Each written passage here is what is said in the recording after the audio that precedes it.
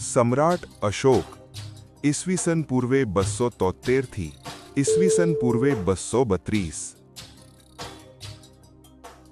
પિતા બિંદુસારના મૃત્યુ પછી મોટા ભાઈ સુશીમ અને બીજા સાવકા ભાઈઓ સાથે થયેલા સંઘર્ષને કારણે ગાદીએ આવવાના 4 વર્ષ બાદ રાજધાની પાટલીપુત્રમાં અશોકે રાજ્યાભિષેક થયો હતો. રાજ્યાભિષેક થયા બાદ અશોકે પિતા તરફથી વારસામાં મળેલા રાજ્ય વિસ્તારમાં વધારો કર્યો. તેના શિલાલેખોમાં જણાવ્યા મુજબ તેનું સામ્રાજ્ય વાયવ્ય સરહદે અફઘાન અને પેશાવરથી ઉત્તર ભારતમાં નેપાળ સુધી, દક્ષિણમાં મૈસૂર હાલનું કર્ણાટક, પશ્ચિમે ગુજરાત સૌરાષ્ટ્ર સુધી,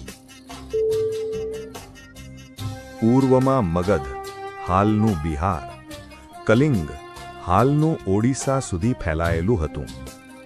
આ રીતે સમ્રાટ અશોકે વિશાળ સામ્રાજ્ય રચી ભારતના ઇતિહાસમાં અમર સ્થાન પ્રાપ્ત કર્યું.